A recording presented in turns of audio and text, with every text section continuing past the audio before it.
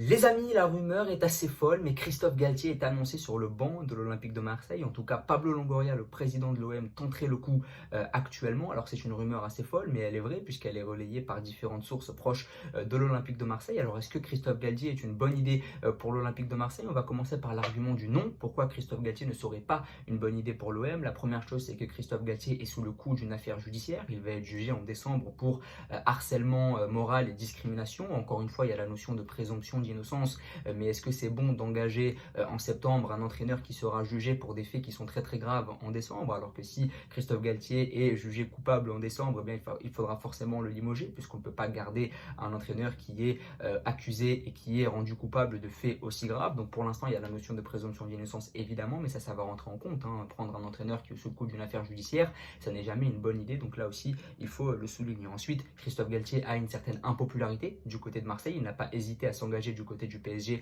la saison dernière. Évidemment, c'était l'opportunité de sa vie. Lui n'aurait jamais pensé pouvoir coacher un tel club, mais c'est vrai qu'il n'a pas hésité à clamer son amour du PSG et à dire que il adorait ce club, etc. Ce qui est tout à fait normal. Mais est-ce qu'on peut aimer un club sur une saison et partir rejoindre son rival la saison d'après? Est-ce que ça ne pose pas un souci de cohérence et de conscience? Je ne sais pas. Là aussi, la question se pose. Et puis, on va parler un peu de sport, on va parler un peu de foot. C'est vrai que le système de jeu de Christophe Galtier se rapproche plutôt de ce que faisait Marcelino. Christophe Galtier est un entraîneur assez défensif. C'est vrai que c'est pas un entraîneur qui m'a toujours emballé sur le plan tactique. Et est-ce que finalement on ne prendrait pas le Marcelino français avec Christophe Galtier? Donc là aussi la question se pose. Maintenant les arguments du pour. Pourquoi est-ce que je suis pour l'arrivée de Christophe Galtier sur le banc de l'Olympique de Marseille? La première chose, c'est qu'il est français, c'est qu'il est marseillais. C'est vrai que l'Olympique de Marseille depuis des années ne recrute plus de coach français et ça évidemment c'est un problème parce que je continue à dire qu'un coach qui connaît la ville et qui connaît le pays, c'est toujours mieux pour l'intégration et pour le discours qu'on va passer auprès des joueurs, surtout qu'il y a beaucoup de joueurs français dans l'effectif, qu'il y a beaucoup de joueurs francophones, donc le discours pourrait mieux passer. Donc là aussi, c'est un argument à prendre en compte, surtout qu'il est Marseillais. Depuis combien de temps est-ce qu'on n'a pas eu